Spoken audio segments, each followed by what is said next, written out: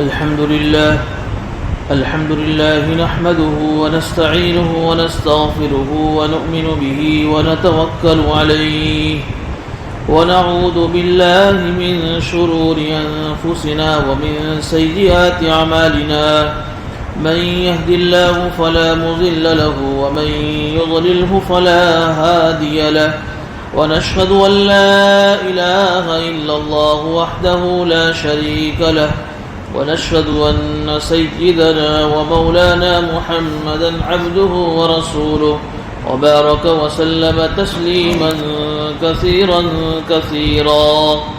أما بعد فأعوذ بالله من الشيطان الرجيم بسم الله الرحمن الرحيم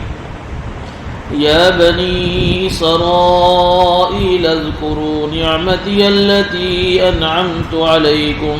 وأني فضلتكم على العالمين واتقوا يوما لا تجزي نفس عن نفس شيئا ولا يقبل منها شفاعة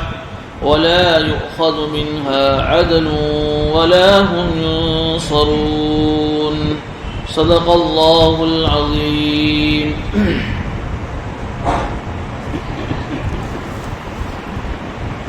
سورہ بقرہ کے رکوع نمبر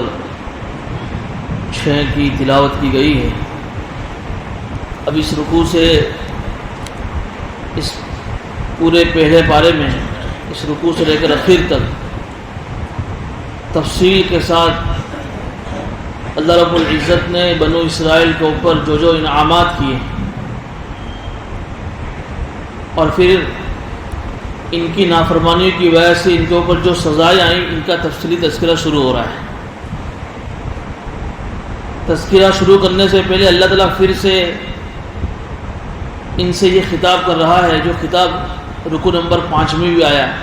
یا بنی اسرائیل اذکروا نعمتی التی انعمت علیکم.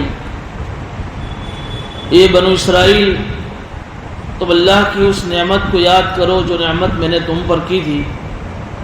وَإِنِّي فَضَّلْتُكُمْ عَلَى الْعَالَمِينَ. اور اس زمانے کی تمام قوموں کے اوپر ہم نے بنو اسرائیل کو یعنی تم کو ہم نے فضیلت اور مقام عطا فرمایا تھا. گزشتہ جیسا بتایا تھا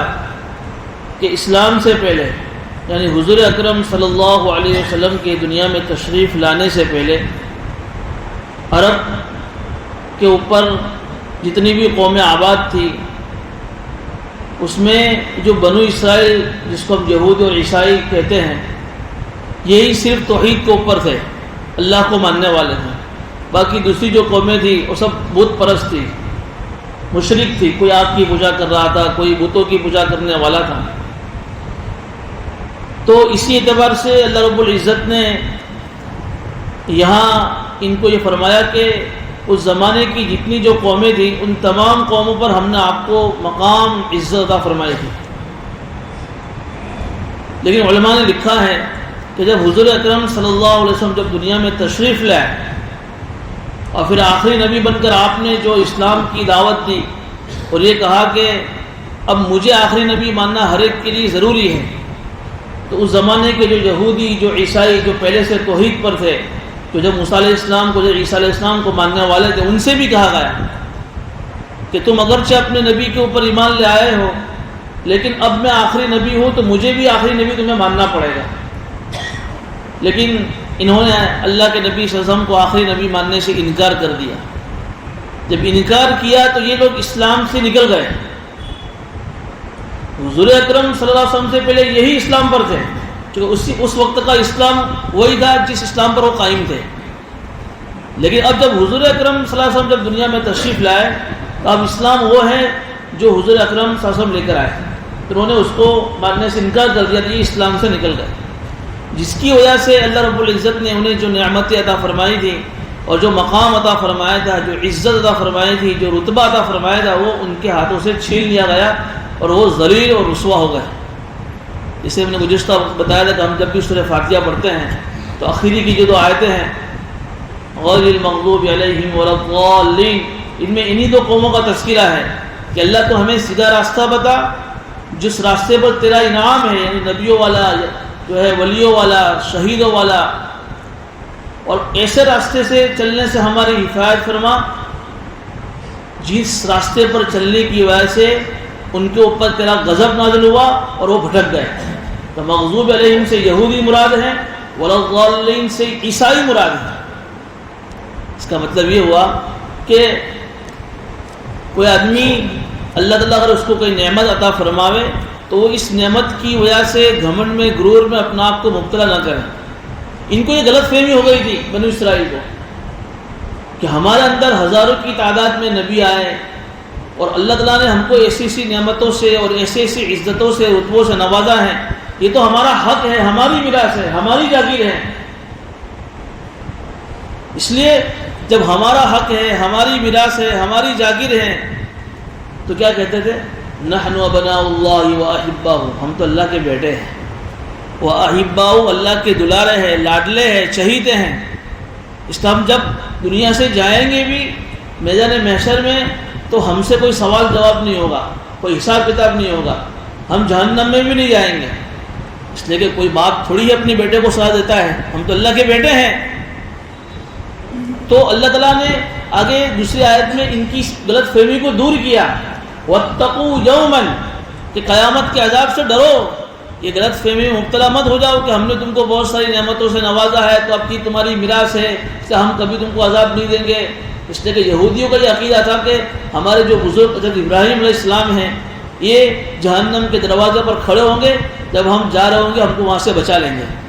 اور عیسائیوں کا یہ عقیدہ تھا کہ حضرت عیسیٰ علیہ السلام، چونکہ ان کے عقیدے کے مطابق ان کو دنیا کے اندر صلیب پر چڑھا دیا گیا ہے، ہمارا یہ عقیدہ ہے کہ اللہ تعالیٰ نے ان کو آسمان کے اوپر زندہ اٹھا لیا ہے، قیامت سے پہلے پہلے دوبارہ وہ تشریف لائیں گے اور 40 سال تک رہیں گے۔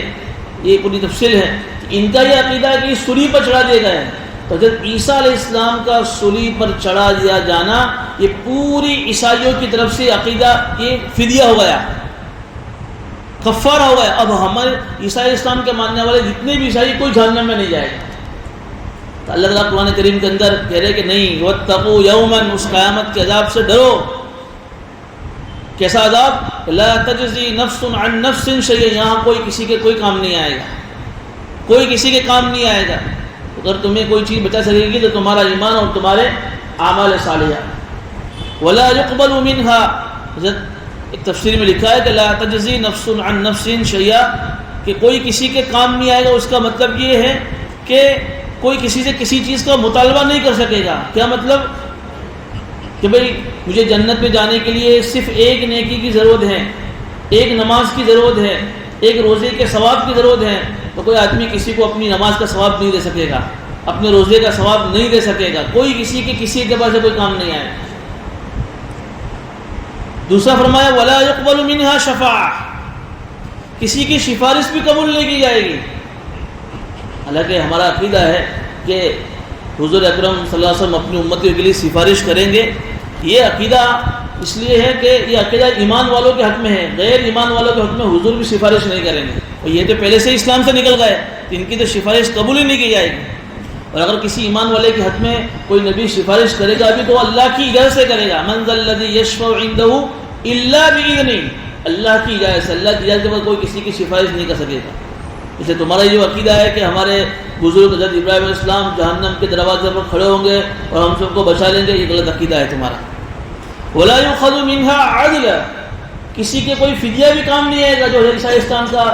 ماننے والے عیسائیوں کا عقیدہ تھا کہ بھئی عیسائی اسلام کا صلیب پر چڑھا دینا یہ ایک طریقے سے فدیہ، یہ بھی کوئی کسی کی طرف سے کوئی فدیہ بھی کام نہیں آئے گا۔ فدیہ مطلب کہتے ہیں کہ اس کے بدلے میں کوئی چیز دینا۔ جس سورہ معارج میں بڑا عجیب اللہ نے نقشہ کھینچا ہے، یود المجرم لو یفتدی من عذاب یومئذ ببنی وصاحبتہ واخی وفصیلتہ التی تؤوی ومن فی الارض جميعا۔ عجیب اللہ نے نقشہ کھینچا سورہ معارج میں کہ جب مجرم کو جب اللہ تعالیٰ جہنم میں ڈالے گا تو اللہ سے کیا کہے گا کہ اللہ میں تجھ سے ایک چیز کی درخواست کرتا ہوں، یہ جو میرے دنیا کے اندر جو میرے بیٹے تھے، یہ جو میری بیوی تھی، یہ جو میرے خاندان کے لوگ تھے، اور دنیا کے اندر میں بہت بڑا مالدار تھا، یہ سب کا سب میں تجھے فدیے میں دیتا ہوں، اس کے بدلے میں میری بیوی بھی لے لے، میرے بچے کو بھی جہنم میں ڈال دے، میرا سارا مال بھی تو لے لے، لیکن مجھے تو چھوڑ دے۔ انسان یہ کہے گا اس وقت اللہ پر کوئی کسی کا کوئی فدیہ قبول نہیں کیا جائے گا. ولا هم ينصرون، اور نہ کسی اعتبار سے کسی کی کوئی مدد کی جائے گی. دنیا میں جب کوئی آدمی پھنستا ہے کسی جگہ پر تو جب پھنسا ہے کسی جگہ پر تو وہاں اس کو بچنے کے لیے، نجات حاصل کرنے کے لیے 4 طریقے ہوتے ہیں. ایک طریقہ کیا ہوتا ہے کہ بھئی آدمی دوشی ہے، اس نے مجرم ہے، گناہ کیا ہے، لیکن وہ کیا کرتا ہے کہ اپنے دوست کو چھپا کر، اپنے آپ کو چھپا کر کسی نردوش کو اپنے بدلے میں پکڑا دیتا ہے سرکار کی طرف سے. یہ ہوتا ہے کہ نہیں ہوتا ہے کہ دوشی چھوٹ گیا اور نردوش پکڑا گیا. یہ دنیا میں ایک طریقہ ہوتا ہے کہ کسی آدمی کے اپنے مجرم سے بچنے کا، اپنے جرم سے بچنے کا، کہ جرم کیا ہے لیکن جرم کی سزا سے بچنے کا ایک طریقہ یہ ہوتا ہے کہ بھئی اپنے کے علاوہ کسی اور کو اپنے بدلے میں دے دو، کسی نردوش کو. دوسرا طریقہ کیا ہوتا ہے ولا جو یہاں ہے سفارش کا، کہ بھئی وہ جو پھنسا ہے مجرم جس نے جرم کیا ہے اس کے خاندان میں کسی کی اوپر تک پہنچ ہے، اس نے آئی جی کو فون کر دیا، پی آئی کو فون کر دیا، اب ایک فون گیا آئی جی پر، پی آئی پر چھوٹ گیا، سفارش قبول ہو گئی. تیسرا طریقہ کیا ہوتا ہے کہ بھئی سفارش سے بھی کام نہیں چلا ہے تو ٹیبل کے نیچے سے رشوت، فدیہ جس کو بولتے ہیں، رشوت دو کہ بھئی صاحب آنے جرم کریو جب اس کے بدلے ہم لوگ کو اتنے پیسے دے رہے ہیں. ٹیبل کے نیچے سے کام ہو جاتا ہے تو اس کو بولتے ہیں فدیہ. یہ تیسرا طریقہ ہوتا ہے بچنے کا. چوتھا طریقہ کیا ہوتا ہے کہ بھئی اس کے رشتہ دار میں کوئی بھائی قسم کا کوئی آدمی ہے، کوئی ڈون ہے، کوئی دادا گیری کرنے والا آدمی ہے، اونچی پہنچلی کوئی ہستی حمایہ ہے، تو وہ دادا گیری سے اپنے دوستوں کو جمع کر کے اس کو بچا لے گا. یہ دنیا میں 4 طریقے ہوتے ہیں کسی طریقے سے بچنے کے،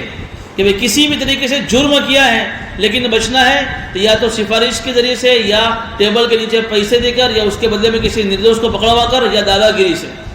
اللہ نے اس 4 طریقے کی یہاں نفی کر دی کہ یہ سارے طریقے قیامت میں نہیں چلیں گے کسی کے. جو تمہارے پاس جو منی پاور ہے اور جو مسلس پاور ہے جس کی بنیاد پر تم دنیا میں دادا گیری کرتے ہو، کسی پر ظلم کرتے ہو، کسی کی ناجائز زمین دباتے ہو، کسی پر جو ہے یہ کرتے ہو، یہ ساری چیزیں قیامت میں کام تمہارے نہیں آئیں گی. تو یہ آیت کے ذریعے سے اللہ تعالیٰ بنو اسرائیل کو دھمکا رہے، انہیں ترغیب بھی دے رہے اور دھمکا بھی رہے ہیں کہ تم اس غلط فہمی میں مبتلا مت ہونا کہ اللہ نے ہم کو بہت ساری نعمتوں سے نوازا ہے، ہمارے خاندان میں تو بہت سارے نبی آئے ہیں، اس لیے جو ہے اللہ تعالیٰ ہم کو کچھ نہیں کرے گا. اس لیے حضور اکرم صلی اللہ علیہ وسلم نے اپنی بیٹی فاطمہ سے کہا کہ میرا نبی ہونا تمہیں قبر کے عذاب سے نہیں بچا پائے گا فاطمہ، تمہارا ایمان اور تمہارا عمل صالح تمہیں قبر کے عذاب سے بچائے گا. اپنی پھوپھیوں سے بھی کہا، اپنے رشتہ داروں سے بھی کہا تھا یہ مت سمجھنا کہ میں آخری نبی ہوں اور میرے صدقے میں تم دنیا میں آئے ہوں تو تم سب بچ جاؤ گے. تمہارے بچنے کی ایک ہی صورت ہے کہ تم ایمان کو بچا کر لے کر جاؤ اور عمل صالح کو لے کر جاؤ.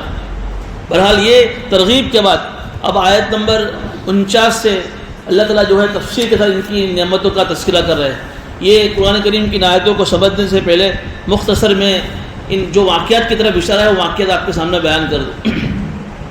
جب یہ بنو اسرائیل حضرت یوسف علیہ السلام کی جب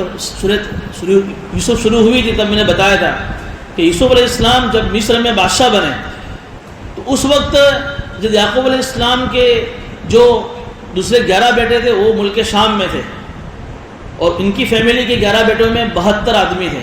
یوسف علیہ السلام جب مصر کے بادشاہ بنے تو انہوں نے اپنی پوری فیملی کو، اپنے ابا کو، اپنی امی کو، اپنے تمام بھائیوں کو ملک شام سے مصر بلا لیا. یہ لوگ سارے مصر چلے گئے اور یوسف علیہ السلام چونکہ مصر کے بادشاہ تھے اس لیے ان کو جو فیسلٹیز ملی تھی وہ رویل قسم کی فیسلٹی ملی تھی. بادشاہ ہے ان کے بیٹا بادشاہ ہے تو ابا کو کتنی اچھی راحتیں ملے گی. تو یہ ان کے بادشاہ کے جب یہ بادشاہ تھے تو اچھی طریقے سے لوگ رہ رہے تھے. لیکن پھر برسوں گزرنے کے بعد جب یوسف علیہ السلام کا انتقال ہوا دوسرے اور بادشاہ آئے تو بنو اسرائیل چونکہ پردیسی ہے نا، ملک شام سے مصر آئے تھے، پردیسی تھے، تو وہاں کے جو لوکل جو پبلک تھی، لوکل جو ناگرک تھے یہ ان کو اجنبی سمجھ کے ان کے اوپر ظلم کرتے تھے. یہاں تک کہ ایک وقت وہ آیا کہ وہ فرعون جو جب موسیٰ علیہ السلام کے زمانے میں تھا وہ بادشاہ بنا.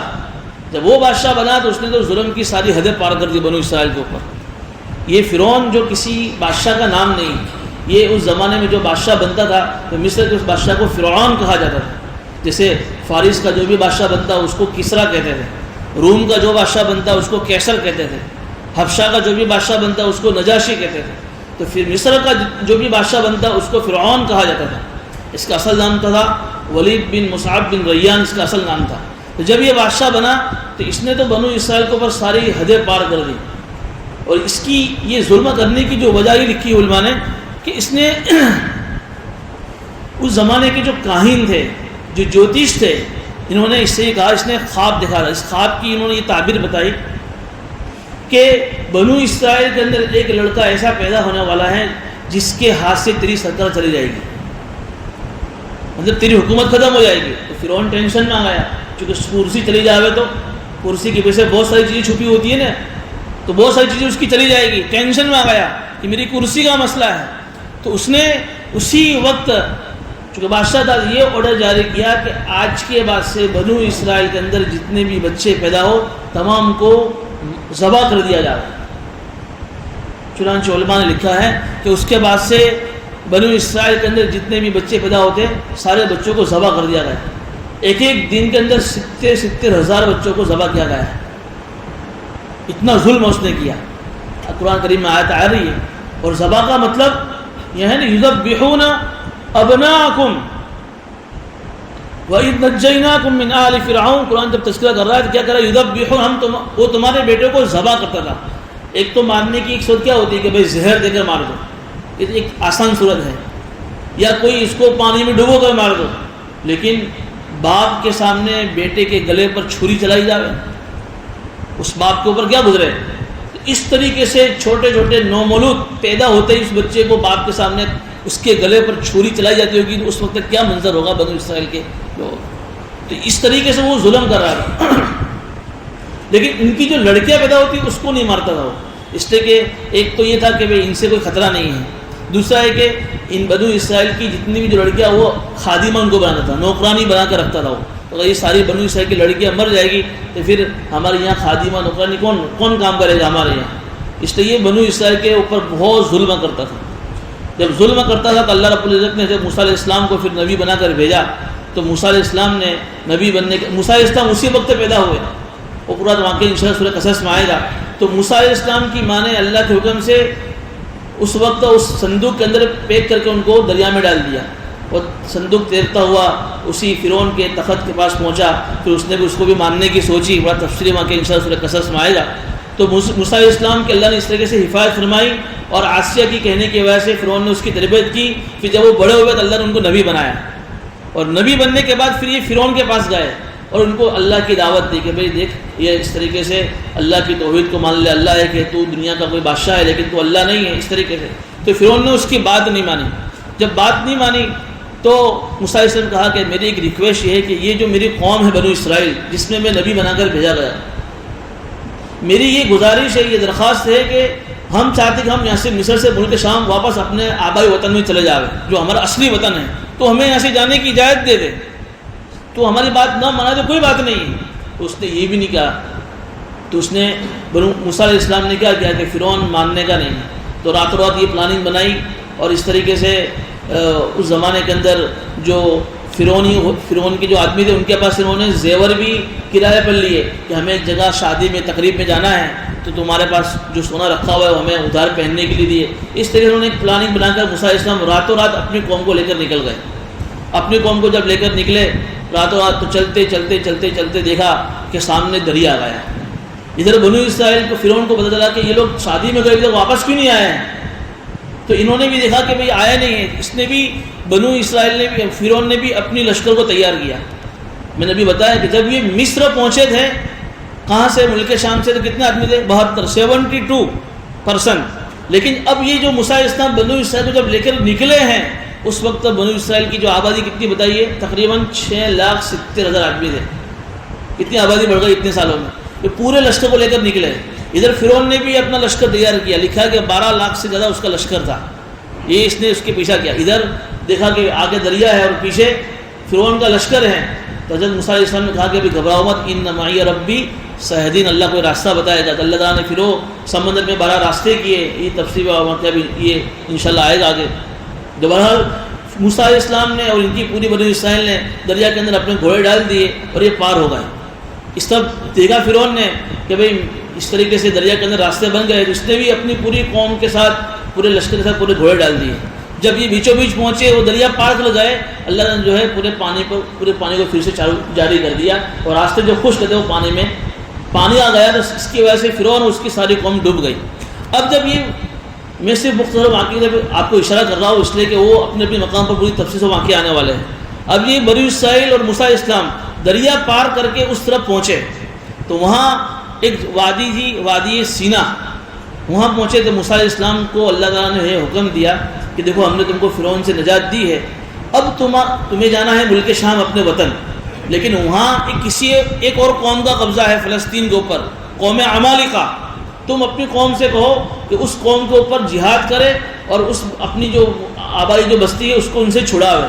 یہ لوگ چلے، لیکن راستے میں انہیں یہ پتہ چلا بدو اسرائیل کو کہ جو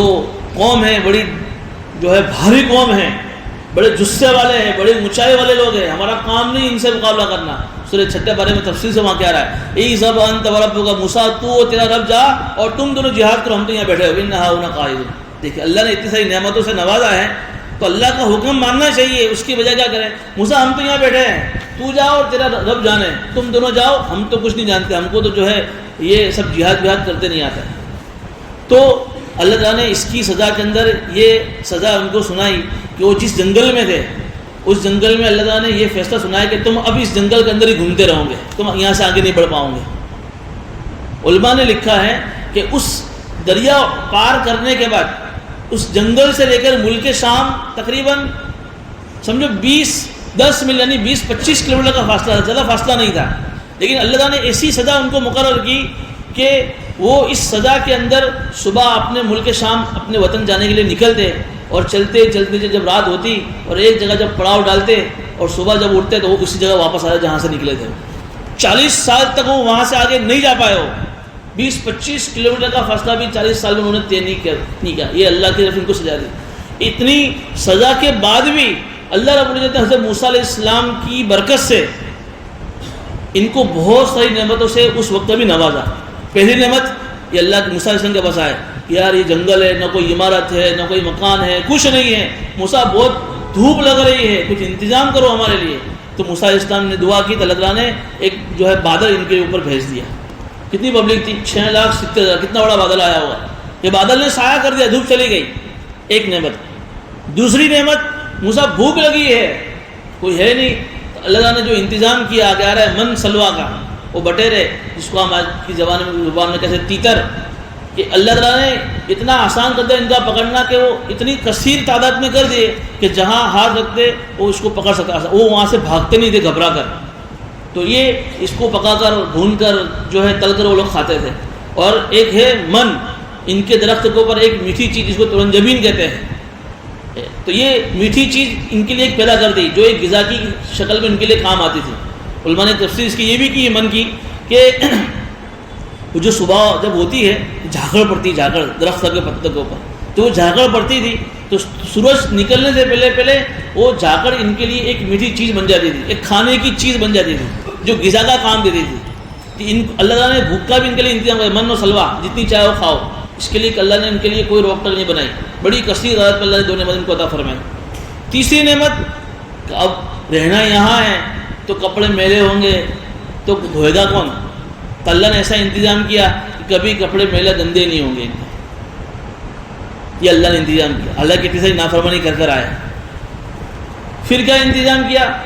کہ بھئی بچہ جب بڑا ہوتا ہے تو کپڑے چھوٹے پڑتے ہیں نا، ایسا انتظام کیا کہ بچہ بڑھتا ہے اور کپڑا بھی بڑھتا جائے گا، کپڑے سلانے کی بھی ضرورت نہیں، بھوک کا انتظام، کھانے کا انتظام، کپڑوں کا انتظام، سارے انتظامات کیے، سزا میں چل رہا ہے۔ پھر بھی اب اللہ تعالیٰ نے کیا، کچھ دن گزرے تو اللہ تعالیٰ نے کہا موسیٰ علیہ السلام سے کہ دیکھو تم توحید پر تو ہو لیکن حلال حرام کے جو احکامات ابھی تمہارے اوپر آئے نہیں ہیں، تو ایک کام کرو میرے پاس آؤ، میں تم کو ایک کتاب دیتا ہوں، اس کتاب کے روشنی میں تم اپنی زندگی گزارنا، اپنی قوم کو بتانا۔ تو موسیٰ علیہ السلام اللہ تعالیٰ کے کہنے کی وجہ سے کوہ طور پر گئے، ایک طور نامی پہاڑ ان کو بلایا، وہاں 40 دن کا اللہ نے اعتکاف کروایا۔ 30 دن تھے لیکن موسیٰ علیہ السلام نے 30 دن ہو گئے تو افطار کر لیا۔ تو اللہ تعالیٰ کو چونکہ روزہ دار کی بھوک کی جو بدبو نکلتی اس کی موسیٰ اللہ کو بہت پسند تھی، موسیٰ علیہ السلام نے کھا لیا تو اللہ کو وہ پسند نہیں آیا، تو اللہ نے 10 دن اور بڑھا دیے۔ سورہ اعراف میں تفصیل سے واقعہ بھی آ رہا ہے 9ویں پارے کے اندر انشاءاللہ۔ تو 40 دن یوں ہو گئے، تو 40 دن گزرنے کے بعد پھر اللہ تعالیٰ جب موسیٰ علیہ السلام سے اللہ نے بات چیت کی، اللہ جب موسیٰ سے ڈائریکٹ اللہ نے بات کی، اس وقت وہ تورات نامی کتاب عطا فرمائی، جب وہ کتاب لینے کے لیے گئے، اسی درمیان میں ایک اور واقعہ پیش آ گیا، سورہ طٰہٰ میں تفصیل سے واقعہ آ گیا۔ کیا ہوا کہ جب موسیٰ علیہ السلام کو 10 دن اور ہو گئے، ہارون علیہ السلام ان کو بھائی کو نائب بنا کر گئے تھے، تو وہ بنو اسرائیل میں ایک آدمی تھا سامری، اس نے کیا کیا کہ وہ چونکہ اس کی تربیت کس نے کی تھی؟ جبرائیل علیہ السلام نے کی تھی،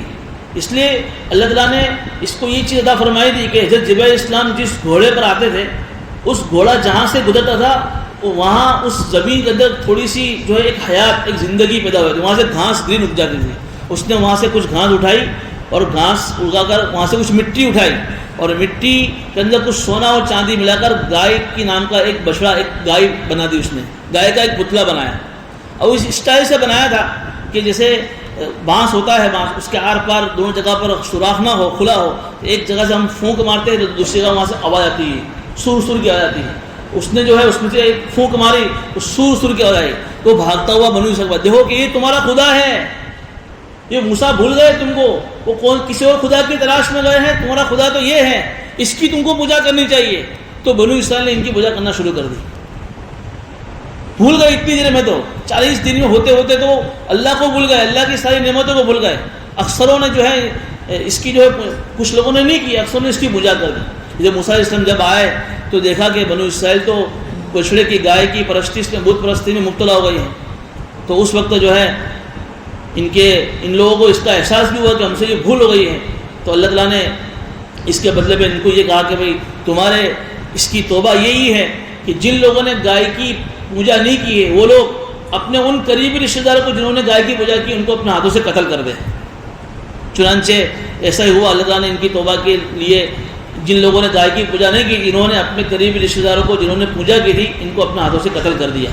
اور یہ قتل بھی ایک طرح کی نعمت تھی، کیوں؟ اس لیے کہ اگر اللہ تعالیٰ ان کی اس توبہ کو قبول نہ کرتا اور ان کو دنیا میں قتل نہ کرتا تو ہمیشہ جہنم میں جاتا، چونکہ شرک کیا تھا، کفر کیا تھا۔ تو بہرحال اس طریقے سے انہوں نے پھر اللہ نے ان کی توبہ کو قبول کیا۔ اب اللہ تعالیٰ جب موسیٰ علیہ السلام تورات سے کتاب لے کر آئے، جب کتاب لے کر آئے تو ان سے کہا کہ دیکھو یہ تورات کتاب لے کر میں آیا ہوں، یہ اللہ نے مجھے دی ہے۔ تو کیا کہنے لگے؟ موسیٰ ہمارے کو کیا معلوم کہ اللہ نے دی ہے، ہمارے کو کیا معلوم، تو جھوٹ بھی بولتا ہو، ہم تو جب تک نہیں مانیں گے تب تک ہم اللہ کو اپنی آنکھوں سے دیکھ نہ لیں۔ تو موسیٰ علیہ السلام کا کوئی بات نہیں، قوم کے جو 12 قبیلے تھے اس میں سے کچھ لیڈر قسم کے لوگوں کو، چودھری قسم کے لوگوں کو جمع کیا اور 70 اس چودھری قسم کے آدمیوں لے کر موسیٰ علیہ السلام کوہ طور پر گئے، اور پھر وہاں اللہ سے کہا کہ اللہ تعالیٰ یہ کتاب ماننے کو تیار نہیں ہے۔ تو غیب سے آواز آئی، اللہ کی آواز، اللہ نے کہا کہ میں اللہ ہوں، یہ موسیٰ میرے نبی ہیں اور یہ کتاب تورات نامی میں نے دی ہے تو اس کو مانو۔ کہا کہ یہ تو کوئی اور آواز ہو جائے، ہمیں کیا مانوں کہ اللہ کی آواز ہے، ہم تو جب تک اللہ کو اپنی آنکھوں سے نہ دیکھیں تب تک ہم اللہ کو ماننے والے نہیں۔ حالانکہ دنیا میں کوئی آدمی اللہ کو اپنی آنکھوں سے دیکھ سکتا، موسیٰ علیہ السلام نے بھی اللہ کی صرف تجلی دیکھی تھی تو بے ہوش ہو گئے تھے، نبی تھے، یہ تو عام آدمی تھے۔ تو اللہ تعالیٰ نے جو ہے اس کی سزا کے طور پر ان کے اوپر ایک بجلی کی کڑک بھیجی اور کوہ طور کے اوپر ایسا زلزلہ آیا کہ ان کو لگا کہ ابھی پہاڑ ہم پر گرے گا۔ تو موسیٰ علیہ السلام کہ اس اللہ تعالیٰ نے سزا کے اندر ان کو جب بجلی کی کڑک بھیجی وہ سب کے سب بے ہوش ہو گئے، بعض روایت میں کہ سب کے سب مر گئے۔ تو موسیٰ علیہ السلام کہا کہ یا بھائی تعالیٰ ابھی یہ مسئلہ ہے کہ لوگ میری بات مانتے نہیں ہیں، سدھر آدمی کو لے کر آیا، ابھی جاؤں گا تو اوپر سے الزام میرے اوپر آئے گا کہ تو نے سب کو مار دیا ہے۔ اللہ سے ریکویسٹ کی، درخواست کی کہ اللہ کچھ بھی کر کے تو ان کو دوبارہ زندہ کر دے۔ اللہ نے تو موسیٰ علیہ السلام کی دعا کی برکت سے ان کو دوبارہ زندہ کیا، اور پھر انہوں نے جب وہ کوہ طور کا زلزلہ دیکھا کہ ابھی ہمارے اوپر گرے گا تو تورات کو مان لیا۔ جب واپس آئے تو واپس آنے کے بعد تورات کو مان تو لیا لیکن اس کے بہت سارے حکموں کو مانا نہیں۔ اسی طریقے میں جب موسیٰ علیہ السلام کا انتقال ہو گیا پھر ان کے بعد حضرت یوشع علیہ السلام نبی بن کر آئے۔ تو بہرحال یہ جو واقعات میں نے آپ کے سامنے بیان کی، پوری ان آیتوں میں اسی اللہ کی نعمتوں کا جو تذکرہ جو ان پر ہوئی ان کا تذکرہ ہے۔ انشاءاللہ ہم ایک دو آیتیں تفصیل کر لیتے ہیں، پھر آئندہ انشاءاللہ کریں گے۔ وَإِذْ نَجَّيْنَاكُم مِّنْ آلِ فِرْعَوْنَ يَسُومُونَكُمْ سُوءَ الْعَذَابِ، اور یاد کرو اس وقت کو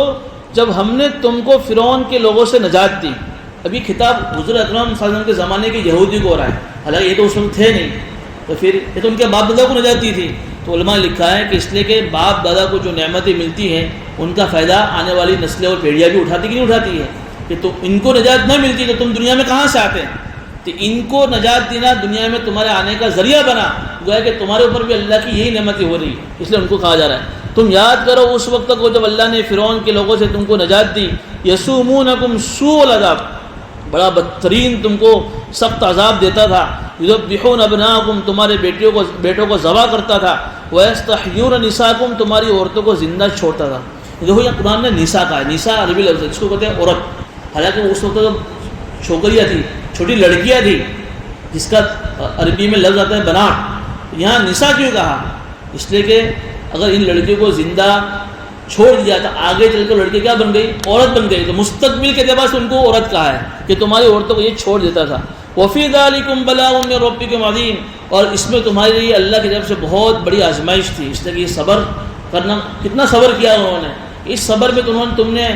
اللہ نے تمہارا امتحان لیا، اور پھر اللہ نے تم کو اتنی بڑی مصیبت سے اللہ نے تم کو نجات عطا فرمائی۔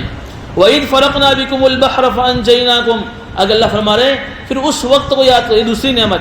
جب ہم نے تمہارے لیے سمندر کو پھاڑا، سمندر میں راستے بنے نا، 12 راستے بنے، علماء نے لکھا ہے کہ جب وہ راستے بنے موسیٰ علیہ السلام کے لاٹھی مارنے کی وجہ سے، تو 12 راستوں جب بنے ہیں، ہر راستے کے اوپر پانی کی دیوار، تاکہ ایک قبیلے والا دوسرے قبیلے کو دیکھ سکے، ڈرے نہیں کہ میں اکیلا تو نہیں چل رہا ہوں نا، باقی میرے سب دوسرے لوگ کہاں ہیں۔ پانی کی اللہ نے دیوار بیچ میں قائم کر دی، حالانکہ کبھی پانی کی دیوار آپ نے دیکھی؟ یہ اللہ کی طرف سے ایک معجزہ تھا موسیٰ علیہ السلام کا، کہ ہم نے تمہارے لیے سمندر کو پھاڑا، فَأَنْجَيْنَاكُمْ، پھر ہم نے تم کو سمندر سے پار کروا کر ہم نے تم کو بچا لیا فرعون سے، وَأَغْرَقْنَا آلَ فِرْعَوْنَ، اور ہم نے فرعون کے لوگوں کو غرق کر دیا، وَأَنْتُمْ تَنظُرُونَ، اور تم دیکھ رہے تھے نہیں، اس لیے کہ کسی کو سزا دینے کے 2 طریقے ہوتے ہیں، ایک تو یہ کہ بھئی دیکھو تم چلے جاؤ، اس نے تم پر ظلم کیا ہے، ہم اس کی سزا ان کو دے دیں گے، جیسے قوم لوط پر جب عذاب آیا ان کی اس بدماشی کی وجہ سے، وہ نبی کی بات نہ ماننے کی وجہ سے، وہ عذاب کیسا تھا کہ لوط علیہ السلام ان کے ماننے والے کو اللہ نے کہا کہ تم راتوں رات نکل جاؤ، اور پھر ہم نے اللہ تعالیٰ نے لوط علیہ السلام کے قوم کو ان کے جانے کے بعد ہلاک کیا، انہوں نے اس عذاب کو دیکھا نہیں۔ یہاں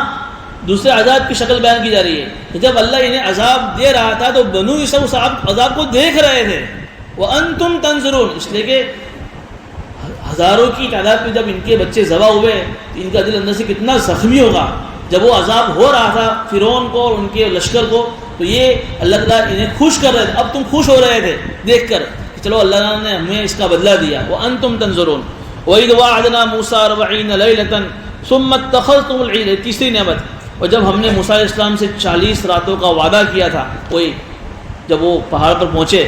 ثُمَّ اتَّخَذْتُمُ الْعِجْلَ مِن بَعْدِي، اور تم نے موسیٰ علیہ السلام کے چلے جانے کے بعد بچڑے کی، گائے کی پوجا کر لی، وَأَنْتُمْ ظَالِمُونَ، اور تم خود اپنے اوپر ظلم کر رہے تھے، ثُمَّ عَفَوْنَا عَنْكُمْ مِن بَعْدِ ذَلِكَ لَعَلَّكُمْ تَشْكُرُونَ، پھر ہم نے اس کے بعد ہم نے تم کو معاف کر دیا تاکہ تم شکر ادا کرو۔ یہاں معاف کرنے کا مطلب یہ نہیں کہ اللہ نے ان کو سزا نہیں دی، اس لیے کہ ہماری شریعت کے اندر بھی آگے آ رہا ہے، اگر کسی نے جان بوجھ کر کسی کو قتل کر دیا، مرڈر کر دیا، اور اسلامی حکومت ہے تو اس کی سزا کیا ہے؟ قصاص، اس کے بدلے میں اس کو بھی مار دیا جائے گا۔ یہ اگرچہ اس کو مارا گیا ہے لیکن یہ اس کی ایک طرح کی توبہ ہے، اس لیے کہ اگر اس کو اس کے بدلے میں مارا نہ جاتا اور اس کی توبہ قبول نہ ہوتی تو ہمیشہ کی کہا جاتا، جہنم میں جاتا۔ یہاں اللہ وہی کہہ رہے کہ تم نے جو شرک کیا گائے کی پوجا کر کے، تو ایک طریقہ تو یہ تھا کہ ہم تمہاری توبہ قبول ہی نہ کرتے اور تم ہمیشہ کی جہنم میں جاتے، لیکن ہم نے تم کو دنیا میں قتل کر کے ہم نے تم کو اس ہمیشہ کی جہنم سے بچا کر ہم نے تم کو معاف کر دیا تاکہ تم شکر ادا کرو۔ وَإِذْ آتَيْنَا مُوسَى الْكِتَابَ وَالْفُرْقَانَ لَعَلَّكُمْ تَهْتَدُونَ، یہ چوتھی نعمت، اور ہم نے موسیٰ علیہ السلام کو کتاب دی اور فرقان یعنی اس کتاب میں جو بھی احکامات نازل ہوا ہم نے عطا فرمائے تاکہ تم ہدایت پر آ جاؤ۔ وَإِذْ قَالَ مُوسَىٰ لِقَوْمِهِ يَا قَوْمِ إِنَّكُمْ ظَلَمْتُمْ أَنفُسَكُمْ، اور اس وقت کو یاد کرو جب موسیٰ علیہ السلام نے اپنی قوم سے کہا، اے میری قوم، تم نے اپنی جانوں پر ظلم کیا تھا بچڑے کی پوجا کر کے، فَتُوبُوا إِلَىٰ بَارِئِكُمْ، تم اللہ سے توبہ کرو، فَاقْتُلُوا أَنفُسَكُمْ، تو تم نے اپنا آپ کو قتل کر دیا۔ وہی بتایا، قتل کرنے کا مطلب یہ تھا کہ جن لوگوں نے گائے کی پوجا نہیں کی تھی انہوں نے، ان کے قریب رشتے جنہوں نے گائے کی پوجا کی تھی ان کو قتل کر دیا۔ ذَلِكُمْ خَيْرٌ لَكُمْ عِندَ بَارِئِكُمْ فَتَابَ عَلَيْكُمْ إِنَّهُ هُوَ التَّوَّابُ الرَّحِيمُ، اگر اللہ کہہ رہے کہ یہ تمہارے رب کے نزدیک یہ بہتر چیز ہے۔ دیکھیے علماء نے لکھا ہے کہ 3000 سے زیادہ آدمی ایک دن میں قتل کیے گئے اس قتل کے اندر، تو یہ اللہ کہہ رہے کہ یہ بہتر ہوا، حالانکہ 3000 لوگ مارے گئے، تو یہ بہتر کیوں ہوا؟ بہتر کا مطلب یہ ہے جسے میں نے ابھی بتایا. ایک تو یہ کہ اگر یہ ان کو دنیا کے اندر تھوڑی سی تکلیف ہوئی لیکن ہمیشہ ہمیشہ کی ان کی جہنم سے یہ نجات مل گئی, اس لیے بہتر ہوا. دوسرا یہ کہ ایسی سزاؤں کے بدلے میں اگر اس کو قتل نہ کیا جاوے, جیسے کہ کفر و شرک کی سزا ہے, یہ ارتداد جس کو بولتے ہیں, مرتد ہو جانا, کہ اسلامی حکومت ہے, ایک آدمی نے کلمہ پڑھ لیا, مسلمان ہو گیا, اب وہ دوبارہ کفر اختیار کرتا ہے تو اس کی سزا کیا ہے؟ قتل ہے. اس کی سزا کیا ہے؟ قتل. یہ قتل کی سزا اس کے لیے ہے کہ یہ دوسروں کے لیے عبرت بنے, سامان عبرت, کہ اگر میں بھی اگر اسلامی حکومت میں اسلام قبول کرنے کے بعد دوبارہ اگر میں کفر کروں گا تو مجھے بھی اس کی طرح مار دیا جائے گا. اس طریقے سے قتل عمد میں کسی نے جان بوجھ کسی کا مرڈر کر دیا تو اس کے بدلے میں سامنے والے کو مارنے کا کیا مطلب؟ ایک تو جان چلی گئی پہلے سے, دوسری جان جائے گی تو قرآن کہہ رہا ہے کہ ظاہر میں ایک جان کے بعد دوسری جان جائے گی, لیکن لوگ اس سے عبرت لگیں گے. دیکھو اگر ہم اس طریقے سے مرڈر کریں گے جان بوجھ کر کسی کا تو اس طریقے سے آپس کے اندر خون خرابہ ہو جائے گا. اگر سے دوسری ایک جان گئی ہے لیکن اس میں بہت سارے لوگوں کی زندگیاں بچ جائے گی. اس میں اللہ یہی کہہ رہے ذالکم خیر لکم عند باریکم, کہ تمہارے رب کے نزدیک یہ فیصلہ بڑا بہتر تھا کہ تم نے اس طرح سے تم نے اپنے آپ کو قتل کر دیا. فتاب علیکم انہ هو التواب الرحیم, اللہ نے تمہاری توبہ کو قبول کیا, اور اللہ بہت توبہ قبول کرنے والا اور بہت رحم کرنے والا ہے. انشاءاللہ آگے کی بات آئندہ ہفتے کی جائے گی.